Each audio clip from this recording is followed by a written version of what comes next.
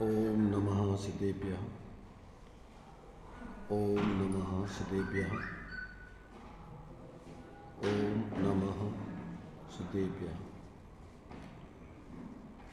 मंगलम भगवान वीरो मंगलम गौतम मुनि मंगलम कुंद कुंदात्यो जैन धर्मोस्तु मंगलम सर्वमंगल मांगल्यम सर्वकल्याणकारकम प्रधानम सर्वधर्माणां जैनं जयतु शासनम जैनं जयतु शासनम वंदितो सर्वसिद्धि दुर्विमोचन मनोभवं गतिं पत्ये मोक्षामि समय पाहु मेडमो सुदके विनीमनिदं नमः समय साराय सहानुभूत्या चकाशिति चित्स्वभावाय भावाय सर्वभावान्तरक्षिते।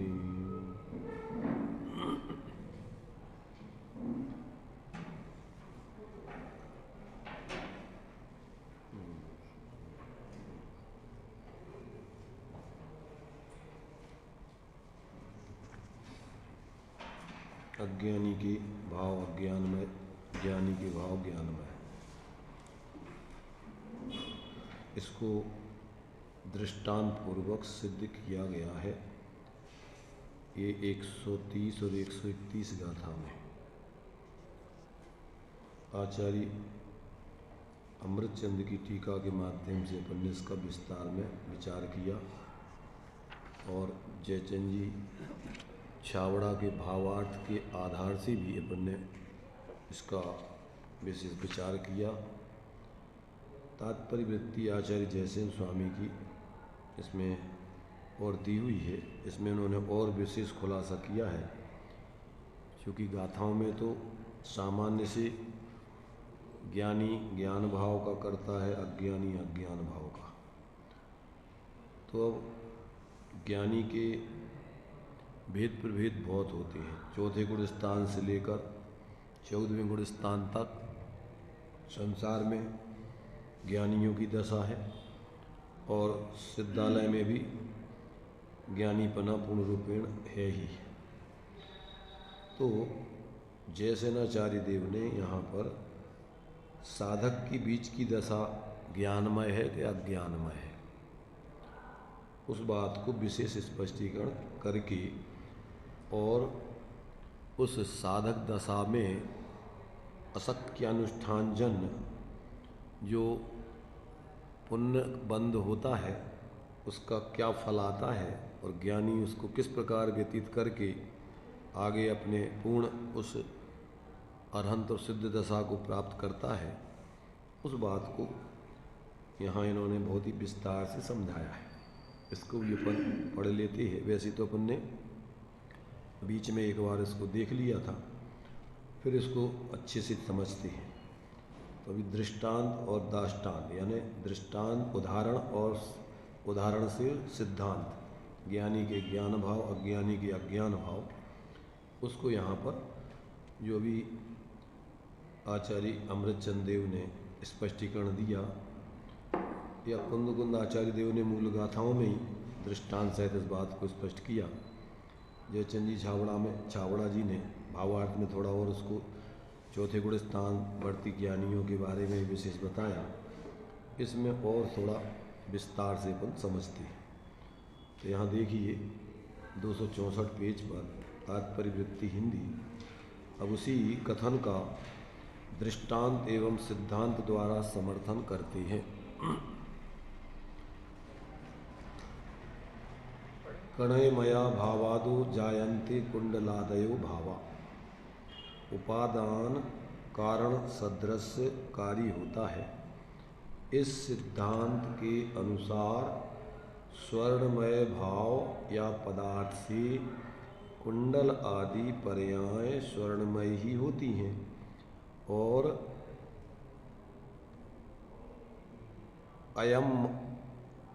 अयमया भावादो जय जायन्ते दु कड़यादि।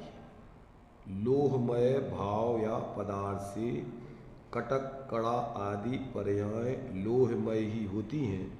इस प्रकार यह दृष्टांत गाथा हुई। अब दाष्टान्त या सिद्धांत का स्पष्टीकरण किया जाता है। अण्णाणमया भावा अणाणिनो बहुभया विजायन्ते। उस पूर्वोक्त लोह दृष्टांत से अज्ञानमय भाव रूप जीव पदार्थ से अज्ञानी जीव के अनेक प्रकार के मिथ्यात् रागादि रूप अज्ञानमय भाव अर्थात पर्याय प्रकट होती हैं और नाण्यस्यदु नाणमया सव्य भावा ता होती। उसी प्रकार पूर्वोक्त स्वर्ण के दृष्टांत से ज्ञानी जीव के सभी भाव या पर्याय ज्ञानमय होती हैं। ये तो सामान्य कथन कर दिया। अब यहाँ देखिए, अगर सामान्य से विचार करें तो जो स्वर्ण है और जो लोहा है, ये दोनों तो सामान्य से पुद्गल की अवस्थाएं हैं। क्या है? सामान्य से एक ही वस्तु है ये दोनों, पर विशेष रूप से जो इसकी अवस्थाएं हैं वो स्कंद के रूप में स्वर्ण के आभूषण चूँकि पुद्गल परमाणुओं के नहीं बनते, स्कंधों के बनते, तो उनके जब परमाणुओं जब स्कंद हो जाएंगे तो जो लोहा है उससे जो भी आप बनाओगे तो वो लोहे मय कड़े आदि बने, और सोने से बनाओगे तो स्वर्णमय बनेगी। ऐसे ही सामान्य से यहाँ पर अज्ञानी और ज्ञानी सामान्य से तो दोनों जीव ही हैं, कोई अलग अलग द्रव्य नहीं है। सामान्य से सब जीव द्रव्य हैं दोनों, परंतु यहाँ पर उनकी अज्ञानमय अवस्था माने मिथ्यात्व रूप परिणाम और सम्यक रूप परिणाम, यानी सम्यक ज्ञान और मिथ्या ज्ञान रूप परिणमित होते हुए जीवों को यहाँ अलग जीव सिद्ध कर रहे हैं कि जो मिथ्या दृष्टि जीव हैं वे अज्ञानी जीव हैं और जो सम्यक दृष्टि जीव हैं वे ज्ञानी जीव हैं। तो सम्यक दृष्टि के जीवन में जो भी भाव होते हैं सम्यक होते हैं, अर्थात सम्यक दर्शन ज्ञान चारित्र आदि के स्वाश्रित परिणाम होते हैं, और मिथ्या दृष्टि के सारे परिणाम पराश्रित शरीराश्रित और विषय आदि के आश्रित कसाय आश्रित, ये सब उसके पराश्रित परिणाम चलते हैं। तो अज्ञानी के पूरे भाव अज्ञान में। अब अपन ने आगे पढ़ा था कि वो भले ही साधु बन गया हो, अज्ञानी को अपन ने मूल में जब टीका में अपन ने ब्रह्मदेव सूर्य की टीका पढ़ी थी, अभी इसमें इसी विषय के अंतर्गत जो 7 तत्वों का जो आसव बंधन संवर निज्जर मोको सपुण्य पावाजी जीवा जीव विशेषा के रूप में, तो वहाँ अपन ने क्या देखा था कि जो ज्ञानी और अज्ञानी का स्वरूप बताया, तो उसमें वहाँ पर अपने लिए क्या है कि अज्ञानी जीव मूल में तो 3 पदार्थों का कर्ता होता है। कौन कौन से? आश्रव, बंध और पाप। काय का करता है वो? आश्रव, बंध और पाप को ही मुख्य रूप से करता रहता है। कदाचित मंद मिथ्यात्व और कसाय के उदय में अगर वो पुण्य करता है तो कैसे करता है? धम्मम भोग निमित्तम, विषय आदि के अभिप्राय पूर्वक निदान बंध पूर्वक वो पुण्य को करता है। इसलिए उसका पुण्य भी वास्तव में अज्ञानमय होने से संसार का कारण बनता है, और तो उसको फिर कदाचित मंद मिथ्यात्व और कसाय के उदय में उसको पुण्य पदार्थ का भी कर्ता कहा, पर वो कैसा? वो आगे की भोग आकांक्षा आदि रूप निदान बंध पूर्वक करता है, इसलिए आगे वो उसके उदय आने पर उस भोगों में लिप्त होकर के दुर्गति का ही पात्र होता है। भोग पुण्य फल हो एक इंद्री, क्या इसमें लाली, कुतवाली दिन चार, वही फिर और पाओ, फिर निगोद के वासी बन जाते हैं। तो मिथ्या दृष्टि तो ज़्यादा से ज़्यादा अंतिम ग्रेवक लोकियद पायो अनंत बिरिया पद, पर सम्यक ज्ञान न ला दियो। वो तो कोई आत्मकल्याण में कार्यकारी उसका पुण्य है नहीं। अब सम्यक दृष्टि के जब वो अपने स्वरूप में पूर्ण स्थिर नहीं हो पाता है, परम समाधि में स्थिर रहने में असमर्थ होता है, तो फिर वो क्या करता है, वो संसार का छेद करता हुआ, साथ ही साथ पुण्य तीर्थंकर आदि प्रकृतियों का बंध करते हुए वो जो है आगे के लिए क्या है, उसकी आगे प्रक्रिया दी, तो वो भी कदाचित पुण्य का पुण्य पदार्थ का करता है, पर क्या वो अशक्य अनुष्ठान जन्य है और उसको वास्तव में तो वो माने रुचि पूर्वक नहीं करता, मजबूरी पूर्वक उसके करने की दशा है वो। और चूंकि वो भी फिर विवेक है, ये है कि चूंकि अगर पुण्य नहीं करें और स्वरूप में ठहर नहीं पा रहे तो पापों में प्रवृत्ति जाएगी और उससे दुर्गति के पात्र हो जाएंगे। इसलिए अशुभ निषेधार्थम, पाप कुस्थान आदि से वंचनार्थम ज्ञानी जीव भी कदाचित पुण्य के करता है और उसको परंपरा मोक्ष का कारण बताया है। क्यों बताया कि उस पुण्य के उदय में वो रचते पचते नहीं हैं, विरक्त भाव से रहते हैं और उसके उदय आने पर फिर उससे विरक्त होकर और अपने स्वरूप की आराधना में लग के उसको त्याग कर देते। इसलिए उसके लिए परंपरा मोक्ष के कारण में लिया है।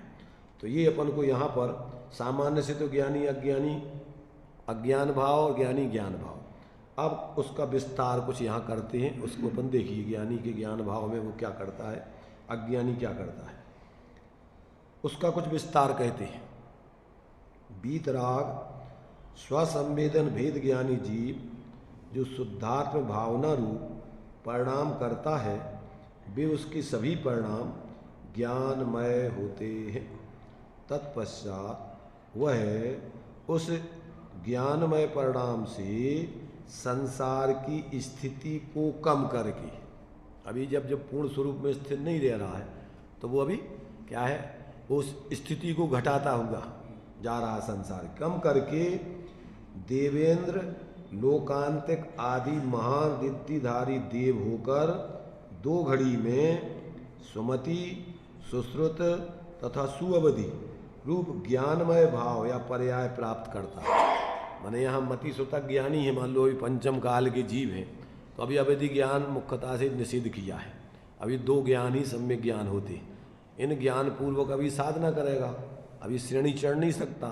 तो चौथे गुणस्थान से सातवें गुणस्थान तक के जीवों की एक कहानी उन्होंने लिखी है कि अभी वर्तमान में वो क्या करेगा कि अपने शुद्धात्म स्वरूप भावना रूप परिणाम करते हुए स्वरूप की लीनता जितनी कर सकता है उतनी करेगा और शक्ति प्रमाण करके और शक्ति बिना श्रद्धा और भावना भाएगा पूर्णता की। पूर्णता का लक्ष्य उसके रहता है, बीच में कहीं अटकता नहीं। तो फिर क्या होता है, सामान्य रूप से कथन है, वैसे तो लोकांतिक देव उत्कृष्ट रूप में बनते हैं, पर आज भी दिया है, उसमें अपन ने पढ़ा था तुम्हारे सिकाय में, द्रव्य संग्रह जी की टीका में, तो आज भी लोकांतिक आदि देव बन सकते हैं, उसमें दिया था। तो इस प्रकार से एक भवातारी जीव आज भी हो सकते हैं। तो यहाँ पर कहते हैं कि वो जीव देवेंद्र लोकांतिक आदि महान रिद्धिधारी देव होकर दो घड़ी में सुमति सुश्रुत तथा सुअवधि ज्ञान रूप ज्ञानमय भाव या पर्याय प्राप्त करता है। उसके बाद वह प्राप्त विमान परिवार आदि विभूति को जीर्ण त्रम के समान, जीर्ण त्रम माने अनासक, उसमें माने एकत्व बुद्धि या उसको आत्मकल्याण में कार्यकारी नहीं मानता है, माने उसको उसमें उपादेय बुद्धि नहीं होती है, उसमें हित बुद्धि नहीं होती, उसमें सुख बुद्धि नहीं होती पुण्य के उदय में। ऐसा वो जीर्ण तृण के समान माने महत्वहीन आत्मकल्याण में। महत्वहीन का मतलब वो कोई उससे सुखी नहीं हो सकते। गिनता हुआ मानता हुआ 5 महाविदेहों में जाकर देखता है, क्या देखता है कि यह वह समोसरण है, ये भी वीतराग सर्वज्ञ देव हैं और ये वे सब भेदाभेद रत्नत्रय की आराधना करने वाले गणधर आदि देव हैं जो पहले परमागम में सुने हैं। अभी अपने पास वर्तमान में समूसरण नहीं है, वीतराग सर्वज्ञ देव नहीं है, गणधर आदि देव नहीं है, तो ये अपन अभी परमागम में शास्त्रों में अपन पढ़ते हैं कि ऐसे ऐसे भगवान होते हैं, ऐसे ऐसे गणधर आदि देव होते हैं, ऐसे स्वर्ग आदि के वैभव होते हैं। ये सब अपन ने अभी पढ़ा है। और विदेश क्षेत्रों में तीर्थंकर भगवान सदा विराजमान रहते हैं, कम से कम 20, 5 महाविधियों में एक एक में कम से कम 4, पांचों को 20 और अधिक से अधिक हो तो एक एक में 32 और 160। तो ये अभी अपन ने परमागम में पढ़े हैं, परोक्ष रूप में भगवान के उपदेश में। अब वहाँ जब देव पर्याय में जाएगा और जब वहाँ महाविधियों में जाकर के पैदा हो जाएगा, माने वहाँ तो स्वर्ग में जाकर के देखेगा, तो वो सब क्या है, उन सब का अपने अंदर देख करके पूर्ण रूपेण जो अभी परोक्ष रूप से उसको ज्ञान श्रद्धान था, अब प्रत्यक्ष रूप देख करके उसकी दृढ़ता, उसका ज्ञान और परिपक्व हो जाएगा।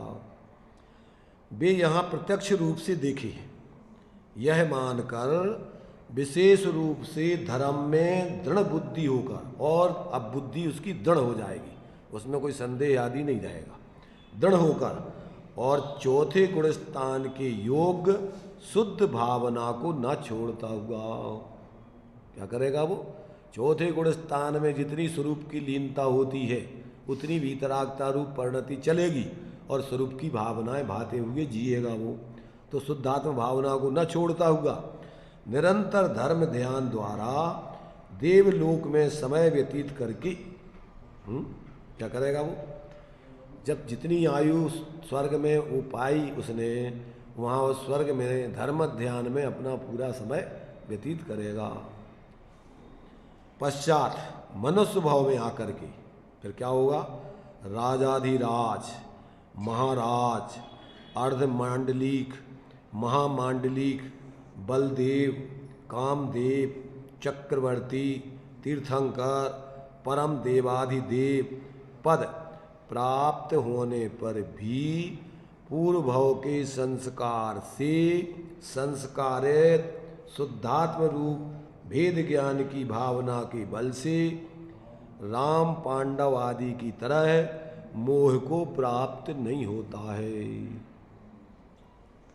क्या करता है यहाँ जो कुछ भी विभूति मिलते, वैभव मिलते हैं, उसमें मूर्छित नहीं होता है, स्वरूप की भावनाएं भा करके और वैराग्य धारण करके और आगे बढ़ने की अब भावना भाते हुए आगे किस प्रकार क्या करता है अब, तो मोह को प्राप्त ना होता हुआ तत्पश्चात जिन दीक्षा लेकर 7 रिद्धि एवं 4 ज्ञानमय भाव या पर्याय को प्राप्त करता है।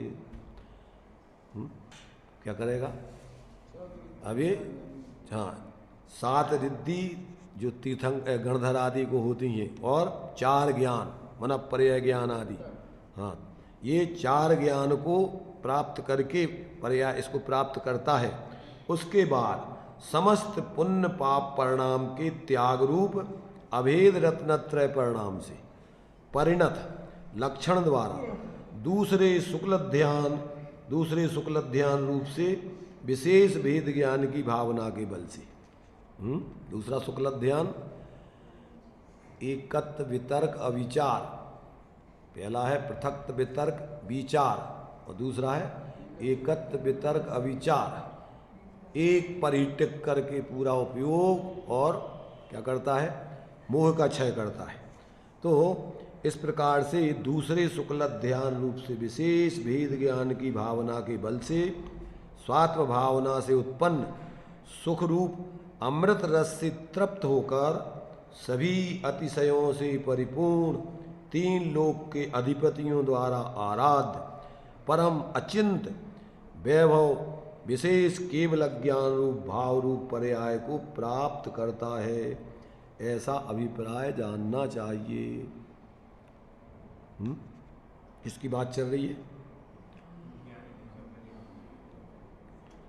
जो जीव अपने ज्ञान स्वरूप आत्मा की अनुभूति करके सम्यक को प्राप्त कर लेते हैं और सम्यक ज्ञान जिनके जीवन में प्रकट हो जाता है, तो वो ऐसे ज्ञानी जीव अपना जीवन क्रम से अपने स्वरूप आराधना में ही उत्तरोत्तर बढ़ाते हुए और एक दिन पूर्ण उस अरहंत और सिद्ध दशा की प्राप्ति करते हैं। वो संसार में कहीं अटकते नहीं हैं, भटकते नहीं हैं। उनको अब संसार में कहीं कोई रुचि और रस नहीं रह जाता है। क्यों नहीं रह जाता है संसार में रुचि और रस? संसार में रुचि और रस उनको क्यों नहीं रह जाता है? कारण क्या है? अरे संसार में कोई रस और रुचि आत्मा का हित है ही नहीं ना। उसको सब विद संसार असारा या में सुख ना ही लगारा। क्या अर्थ होता है इसका? इसमें सुख की गंध नहीं है, ऐसा ज्ञान में उसके स्वरूप अनुभव पूर्वक अब भाषित हो जाता है। तत्व ज्ञान से तो पहले सम्यक सन्मुख जीवों को पहले उसके परोक्ष ज्ञान में ऐसा निर्णय हो जाता है, तभी वो अपने स्वरूप का अनुभव करके और उस अतीन्द्रिय आनंद को भोगते। जिनको तत्व ज्ञान से अभी इस पे विश्वास नहीं आता है कि सुख बाहर में नहीं है, सुख तो आत्मा का स्वभाव है, अंदर विद्यमान है। हम भूल करके सुख की खोज में इधर उधर भटक रहे और दुखी हो रहे, सुख नहीं पा रहे। यहाँ पर जो कुछ भी अपन संसार में जो कुछ कर रहे उससे सुखी हो रहे कि दुखी? अपन पढ़ते हैं पूजन में, सोचा करता था भोगों से बुझ जाएगी इच्छा ज्वाला, परिणाम निकलता है लेकिन मानो पावक में घी डाला। क्या अर्थ हुआ? सोचा करता था भोगों से बुझ जाएगी इच्छा ज्वाला, इनमें हमें सुख मिलेगा, परंतु होता क्या है कि ज्यों-ज्यों इच्छा की पूर्ति करके विषय कसायों में प्रवृत्ति करते हैं, तो जैसे अग्नि में घी डाल करके अग्नि को बुझाना चाहें, इच्छा को शांत करना चाहें, तो इच्छाएं और भभकती जाती। कुछ नहीं होता है तो सोचते एक मकान हो जाए, मकान हो गया, सोचते हैं फिर शादी हो जाए, बच्चे हो जाएं, अच्छी बढ़िया नौकरी चाकरी लग जाए, कितना सुख बढ़ता जाता है। जब कुछ नहीं होता है तो सोचता है ये हो जाए तो सुखी हो जाएंगे, मकान हो जाए, थोड़ी अच्छा दुकान हो जाए, पैसे हो जाए, नौकरी लग जाए, हैं? फिर सोचता है अब शादी हो जाए तो सुखी होंगे। फिर शादी होने के बाद सोचता है कि बच्चे हो जाए तो सुखी। शादी नहीं होती तो फिर बच्चे नहीं होते तो दुखी रहता फिर। और बच्चे हो जाते तो आफत आ जाती कि अब इनकी व्यवस्था बनाने में झंझट, अब इनको पढ़ाओ, इनको लिखाओ, अब इनकी शादी करो, इनको ठिकाने लगाओ। और करते करते करते करते और क्या होता, मकड़ जाल में इतना उलझ जाता है कि अंत समय तक उसको खबर ही नहीं रहती कि हम काहे को आए थे यहाँ। और उधर टिकट कट जाता है और फिर कहता अब क्या करें, अब क्या करें, अब क्या करेगा, अब क्या हो सकता है। अरे अब तो अगर तुमने तत्व निर्णय नहीं किया, आत्मज्ञान नहीं किया, तो अब तो बेहोश होकर के, मूर्छित होकर, गाफिल होकर, आर्तरोध ध्यान करके मरोगे। क्या करोगे? वो क्या हो सकता है? बचा तो कोई सकता नहीं है, व्यवस्था ही बचाने की तो है नहीं। बचा सकता कोई? तुम सोचो डॉक्टर बचा ले वे, अब कोई और तंत्र मंत्र जंत्र बचा ले वे, अब कोई और बचा ले वे, कौन बचाएगा? एकमात्र धर्म बचा सकता है। उस समय भी अगर तुम जितनी आयु रह गई उसमें भी अगर अंतिम समय भी तुम अगर अपने भगवान जिनेंद्र के बताए हुए वचनों से अपने स्वरूप की दृष्टि पैदा कर लोगे तो अंतिम समय भी सम्यक्त हो सकता है। सम्यक्त होने के लिए कोई व्यवधान नहीं है। प्रति समय आप अपनी आत्मदृष्टि पैदा करके और अपनी रक्षा कर सकते हो। धन समाज गजबाज राज तो काज न आवे और ज्ञान आपको रूप भये अचल रहावे। तास ज्ञान को कारण स्वपर विवेक बखानो और कोटि उपाय बनाए भव्यता को उड़ानो। आचार्यों ने मंथन करके पूरा द्वादशांग का ये सार निकाला है। जैसे मंथन करके अपन मक्खन निकालते हैं, जैसे बताते देवों ने समुद्र का मंथन करके अमृत निकाला और वो देवों को माने वो देव उसके पीने वाले इसलिए अमर हो गए भी। ऐसे ही ज्ञानियों ने ये शास्त्रों में से मंथन करके अपने उस स्वरूप की आराधना का कि ये आत्मज्ञान से ही व्यक्ति क्या है अमर हो सकता है, इसके अलावा और कोई उसको अमर करने का उपाय, ये है अमृत। एक बार भी अपने उस स्वरूप के अमृत जो मरता नहीं है, ऐसे वो अमृत का स्वाद ले लिया तो अब जन्म मरण के चक्कर से छूट सकता है। सही अमृत अपना स्वरूप है जो कभी नहीं मरता, और उसको पीने वाला पर्याय में भी फिर अजर अमर पद को प्राप्त होता है।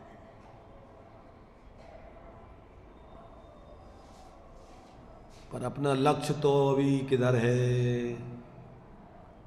अभी तो अपना निर्णय अभी सुनने के बाद भी अभी विश्वास नहीं आता है, क्योंकि भीड़ है ज़्यादातर संयोग भोगों में दौड़ लगाने वालों की। क्या की है?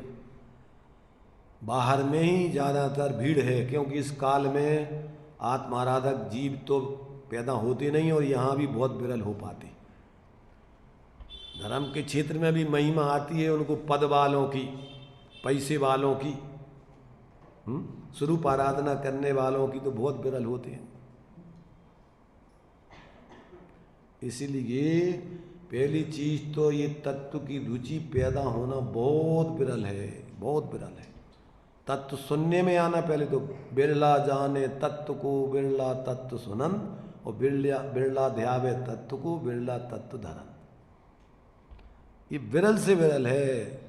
ये बात कानों में पड़ जाना भी महाभाग्य है, और फिर उस पर विचार करके उस पर विश्वास आ जाना ये महाभाग्य है, और फिर उसको जीवन में क्या है अपने उस महातत्व को जीवन में प्रकट करके पर्याय में उसकी आराधना में उसका ध्यान करके स्वरूप आराधना में लग जाना और विरल है, और फिर उसको धारण करके पूर्णता को पा लेना विरल से विरल है।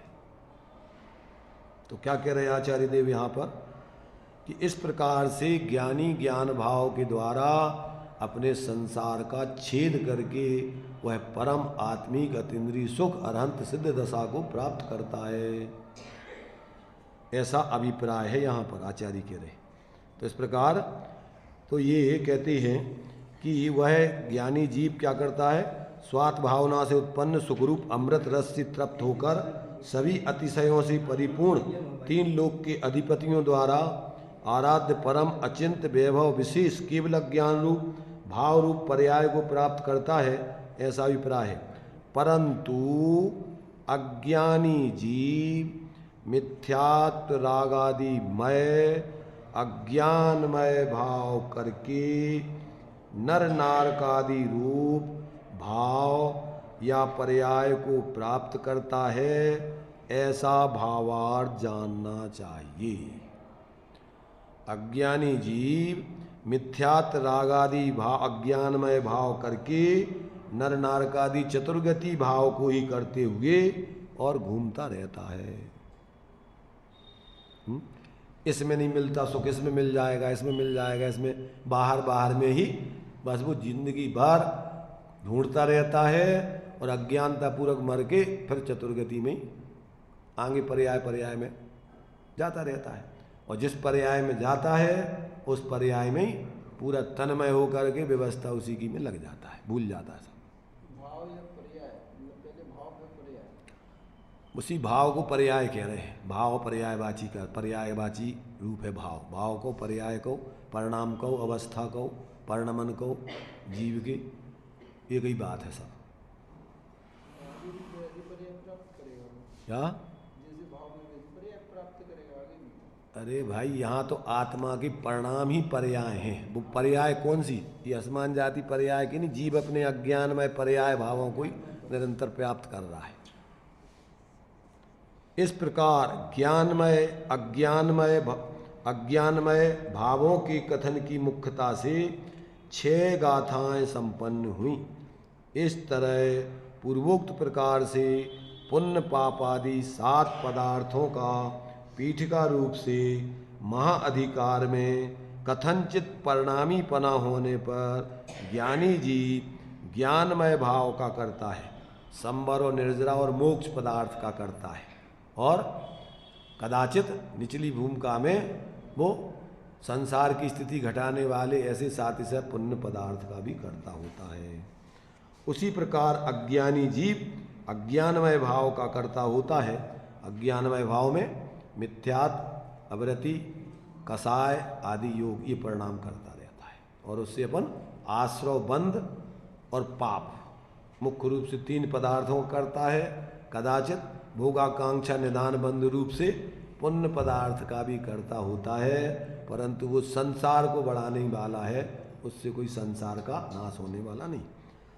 इस प्रकार के व्याख्यान की मुख्यता से 9 गाथाओं द्वारा 6वां अंतराधिकार पूर्ण हुआ जानना। एक कर्ता कर्म अधिकार चल रहा है। ये सबसे विशेष अधिकार है इस समय सार में। इस ज़्यादातर विद्यार्थियों को जीव अधिकार और कर्ता कर्म अधिकार, ये 2 अधिकार ही पढ़ाए जाते हैं, और इनमें सारे अधिकार गर्भित हो जाते हैं सामान्य रूप से। हैं?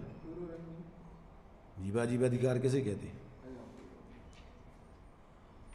तो ये जो है, इस प्रकार अपन को एक एक गाथाओं में आचार्य देव अनेक अनेक दृष्टिकोणों से ये बात समझा रहे हैं कि भाई देखो, तुम अपने चतुष्टय को छोड़ के अन्य के चतुष्टय आदि रूप कभी हुए नहीं, हो सकते नहीं। और अब जब तक तुम अपनी सत्ता को पर से पृथक जानकर उसको स्वीकार करके और उसकी श्रद्धा ज्ञान लीनता नहीं करोगे, तब तक ये चतुर्गति परिवर्ण तुम्हारे लिए बचा नहीं सकता कोई, और उसमें होने वाली आकुलता और दुख निरंतर तुम्हारे लिए भोगना पड़ेगा परिणति में। अब आगे देखिए, आगे की गाथा की सूचक अभी एक 68 नंबर का कलश आचार्य अमृत चंद देव ने दिया।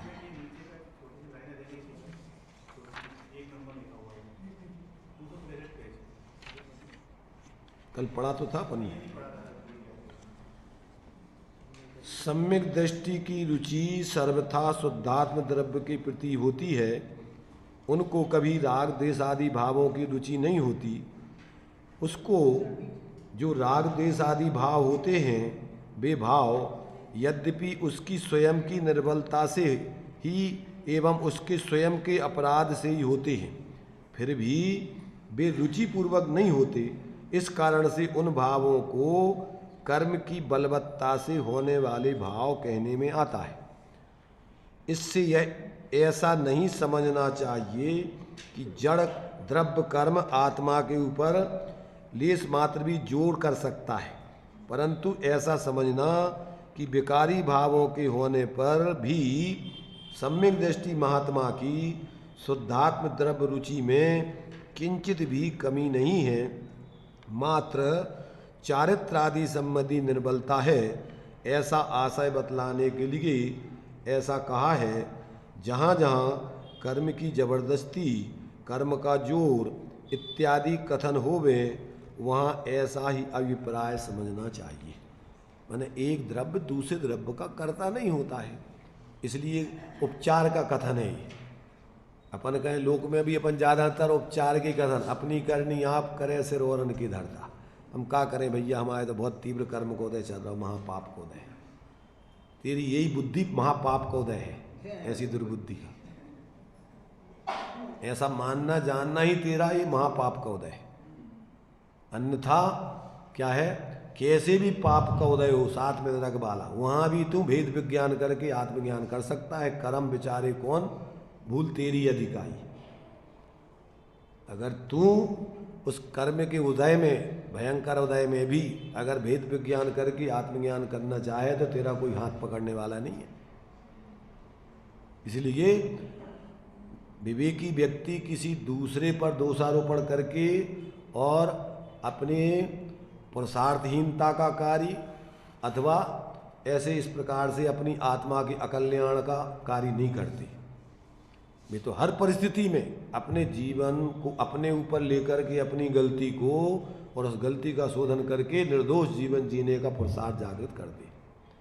तो ये बात अपन को हर समय समझने चाहिए कि अपन को किसी पर के ऊपर दोषारोपण करके और प्रमादीपना, टोडामल जी ने कहा, क्या कहा कि तू स्वयं तो महंत रहना चाहता है, जिन आज्ञा माने तो ऐसी अनीति संभव नहीं करे, दूसरों के ऊपर दोष आदि लगाए और तू स्वयं पुरुषार्थ न करके प्रमादी रह के चतुर्गति में घूमता रहे। विवेकी व्यक्ति ऐसा नहीं करता। इसलिए अपन को कोई भी बहानाबाजी करके और अपने आत्मकल्याण के कार्य से वंचित नहीं होना चाहिए। हर परिस्थिति में, कैसी भी परिस्थिति हो, कि नहीं हम अपना कल्याण, कोई कितना भी तुम्हारे लिए बाहर में कुछ भी कहे, पर अपन को उसकी बात न मान के अपन को अपने कल्याण के कार्य में लगना चाहिए। क्यों कि अपन कहते हैं कि भैया हम क्या करें, घर गृहस्थी है, वो बच्चे हैं और ये हैं और वो नहीं मानते, ये सब तेरी बहानेबाजी है। जिसको कल्याण करना है, अपन ने देखे महापुरुषों के जीवन चरित्र पढ़े हैं, सुकौशल और सुकमाल की कहानियां सबने पढ़ी होंगी, कितने बंधनों में रखे गए थे उनको। क्या किया उन्होंने? सब तोड़ करके बंधन है, और महल में ऐसे कपड़े बांध करके रस्सी बना करके वो चले गए। व्यवस्था बाहर से कोई रास्ते बंद थे सब।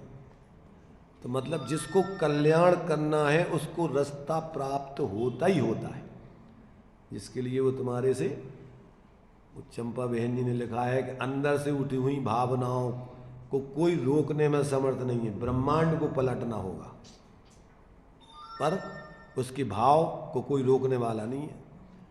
जिसके अंदर से आत्मकल्याण की रुचि पैदा हो गई और वास्तव में कल्याण करना चाहता है, तो अब उसको रोकने में तीन लोग में क्यों कि अपन अपने खुद के प्रमाद से रुके हुए थे, अपने अज्ञान से। और जब अपन ने ठान ली, कमर कस ली, आचार्य कहते हैं हमने मोह को नाश करने के लिए कमर कस ली है।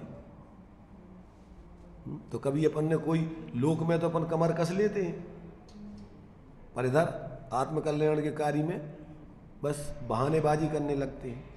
इसलिए कहते हैं यहाँ पर का कोई भी बहाना आत्मकल्याण में उपयोगी नहीं है, सब झूठा है। क्योंकि प्रत्येक व्यक्ति अपने ही पुरुषार्थहीनता से, अपने ही अज्ञान से, अपनी विपरीतता से संसार में भटक रहा है और स्वयं ही पुरुषार्थ जागृत करके समीचीनता को ग्रहण करके आत्मकल्याण कर सकता है। ये बात यहाँ जो कर्म का बल बताया, तो उसको इतना ही समझना कि उसकी अभी खुद की चारित्रहीनता की स्थिति है, उपचार से ऐसा कहा जा रहा है। लोक में भी ऐसा कथन है, अभी अपन ने पढ़ा था, उसके पहले क्या पढ़ा था कि लोक में अपन जैसा राजा यथा राजा तथा प्रजा, ये कथन सब उपचार के समझना। क्यों कि राजा अन्यायी होता, अत्याचारी होता है, और उसमें जो जनता जिसको अत्याचार नहीं करने, अन्याय नहीं करना, वो नहीं मानती उनकी बात। और राजा न्यायवान होता है और जनता उनके विपरीत कार्य करती है, सजा क्यों मिलती है? अगर राजा के आधार पर न्याय कार्य करे तो उनको सजा क्यों मिले? राजा ने घोषणा कर दी कि पर्वों में कोई हिंसा नहीं करेगा, ये नहीं करेगा, और फिर भी उन्हीं के लड़के हिंसा कर रहे हैं। तो इसका मतलब ये सब उपचार के कथन है, व्यवहार के कथन है। परमार्थ से तो प्रत्येक द्रव्य स्वतंत्र है, अपनी अपनी उपादानगत योग्यता से उसका परिणमन होता है, कोई किसी का कर्ता धर्ता नहीं है। इसलिए ऐसी वस्तु स्वतंत्रता को समझकर अपन को स्वाधीन रूप से अपने आत्मकल्याण के कार्य में लगना चाहिए। निमित्तों के ऊपर, संयोगों के ऊपर, कर्म आदि के ऊपर अपन बहाने दोष दे करके, बहानेबाजी करके, प्रमाद में रहकर अपना कल्याण नहीं करना चाहिए, ऐसा इसका अर्थ है। आगे की गाथा का सूचक एक कलश दिया हुआ है आचार्य अमृत चंद देव ने, देखिए 68 नंबर का, इसको अपन पढ़ते हैं। अज्ञानमय भावानाम अज्ञानी व्याप्य भूमिकाम द्रव्य कर्म निमित्तानाम भावानामेति हेतुताम। देखिए अज्ञानी कलश बोल रहे, 68 कलश है, 68 263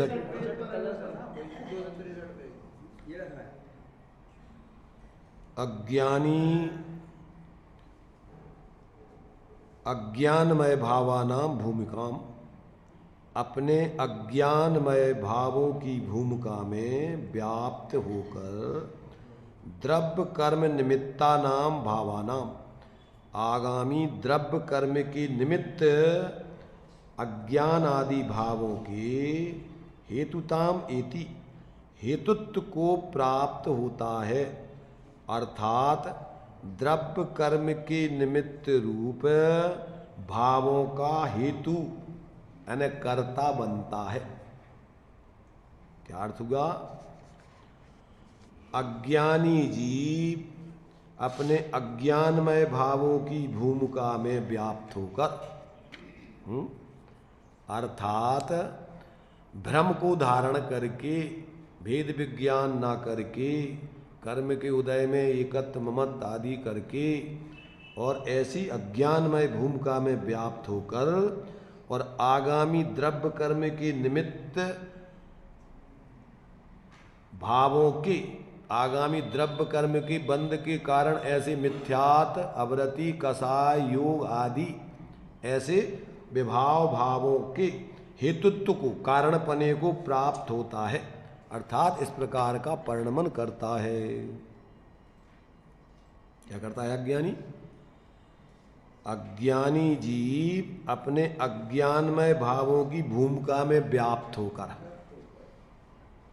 अर्थात उस रूप परिणमित होते हुए, मिथ्यात, अवरति, कसाय, योग आदि रूप परिणमन करते हुए, भेद विज्ञान न करते हुए आगामी द्रव्य कर्म बंध के कारणभूत भावों को प्राप्त होता है।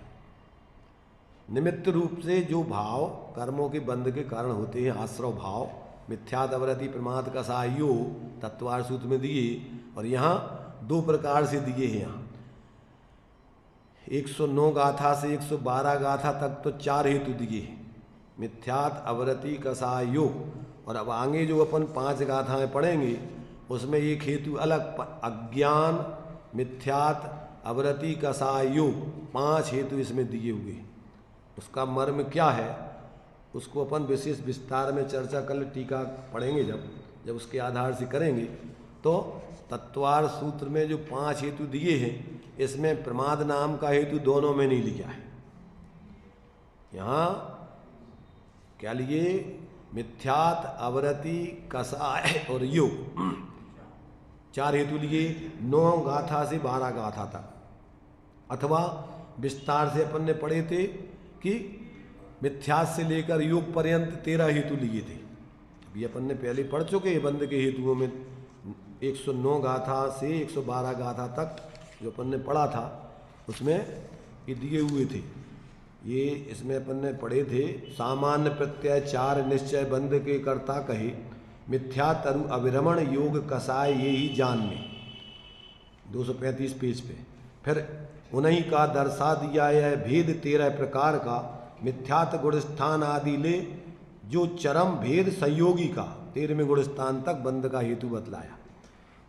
पुद्गल कर्म के उदय से उत्पन्न इससे अजीब वे जो करें कर्मों भले भोक्ता भी नहीं जीव द्रव्य है, परमार्थ से गुण नाम के प्रत्यय करें इन कर्म को, तिससे अकर्ता जीव है गुणस्थान करता कर्म को। यहाँ जीव को अकर्ता सिद्ध किया और ये गुणस्थान आदि नाम के प्रत्यय ही कर्म को करते हैं ऐसा सिद्ध किया।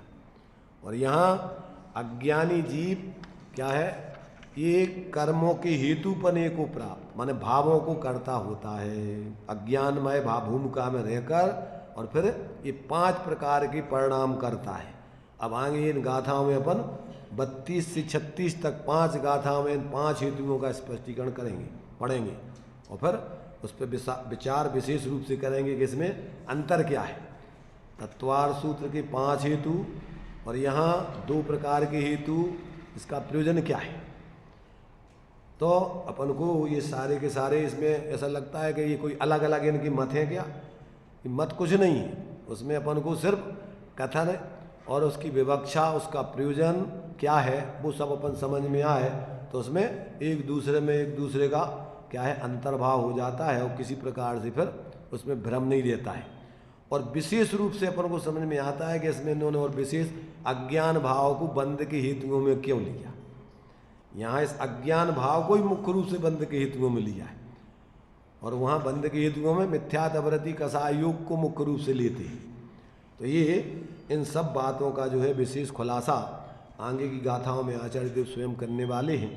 इसको अपन जब पढ़ेंगे तो अपन को समझ में आएगा कि वास्तव में ये जीव किस प्रकार से संसार में भटक रहा है और ये टेक्निक इसकी समझ में आ जाए तो फिर उसका कल्याण हो सकता है। देखो इसका थोड़ा चिंतन करने के लिए हम विषय देते हैं।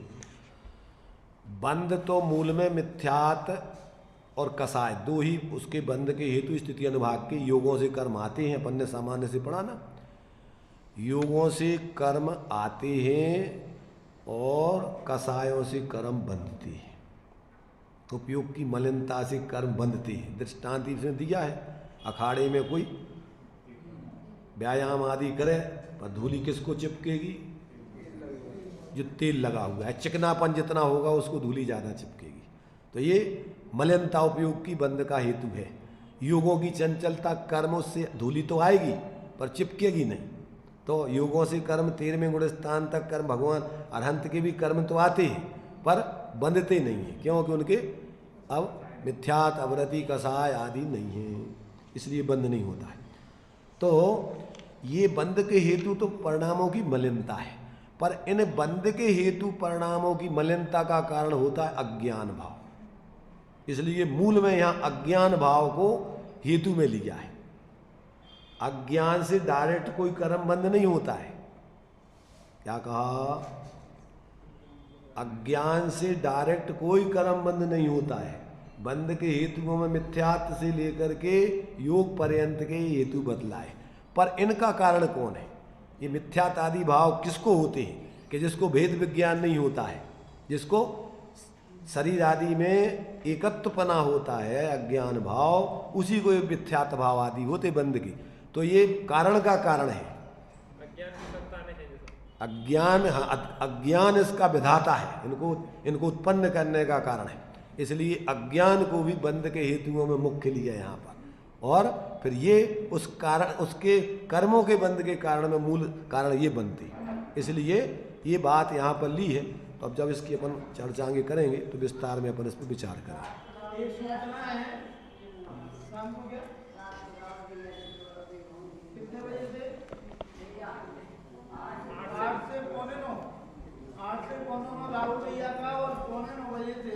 देवलाली से पधारे पंडित अभय कुमार जी शास्त्री, उनका प्रवचन होगा आज शाम को। और कल जो है 10 नंबर पर सतपथ जो बनाया स्वाध्याय वंदना है, तो 9 से 10 कल वहाँ पर होगा।